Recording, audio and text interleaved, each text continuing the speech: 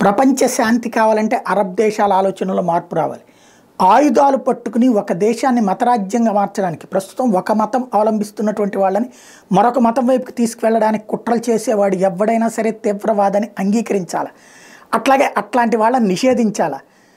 అలా బలవంత మత మార్పిళ్ళు తప్పని చెప్పాలి. ఎందుకంటే ప్రపంచంలో ఇట్లా బలవంత మత మార్పిళ్ళకి గురైనటువంటి భారతదేశం కానీ, పాకిస్తాన్ కానీ, ఆఫ్ఘనిస్తాన్ కానీ ఇట్లాంటి ముస్లిం దేశాలు ఏవైతే ఉన్నాయో ఆయా దేశాల ముస్లింలని ఒరిజినల్ ముస్లింలుగా అంగీకరించవు అరబ్ దేశాలు. అరబ్బులు వీళ్ళని ముస్లింలుగానే భావించరు. అహ్మదీలు అంటారు, లేకపోతే వీళ్ళని కాఫిర్లు అంటారు. ఇలాంటి సందర్భంలో ఇప్పుడు ఈ కాలంలో కూడా మళ్ళీ మతరాజ్యాలు స్థాపించాలని క్రైస్తవ దేశాలు లైక్ టర్కీ లాంటి వాటిని మత మార్పిళ్ళకి గురి చేశారు.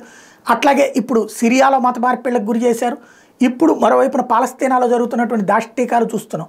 ఇలాంటి సందర్భంలో మళ్ళీ వీళ్ళందరూ డబ్బులు వేసుకుని ఖతార్ ద్వారా ఈ ఉగ్రవాద సంస్థలకు ఇస్తూ ఉన్నారు. తద్వారా వీళ్ళు మళ్ళీ మతరాజ్యాలు స్థాపిస్తున్నారు. ఇలాంటి వాళ్ళని కంట్రోల్ చేయకపోతే ప్రమాదం. ప్రస్తుతం అరబ్ దేశాలు కనుక మిగతా ప్రపంచంతో బ్రతకాలనుకుంటే, రాబోయేటువంటి రోజుల్లో బాధ్యతగా బ్రతకాలనుకుంటే వాళ్ళ దేశాలు సెక్యులర్ స్ఫూర్తి ఉండాలా, అక్కడ గుళ్ళు, చర్చిలు, అన్ని రకాల ప్రార్థనా స్థలాలు ఉండనియాలా, అన్ని రకాల జీవనాలను అంగీకరించాలా. అదే సందర్భంలో ఇతర దేశాల్లో ఉండేటువంటి తీవ్రవాదాన్ని అంతం చేయడానికి సహకరించాలి. లేకపోతే ఒంటరవుతారు. చివరికి సోమాలియా బ్రతుకులవుతాయి.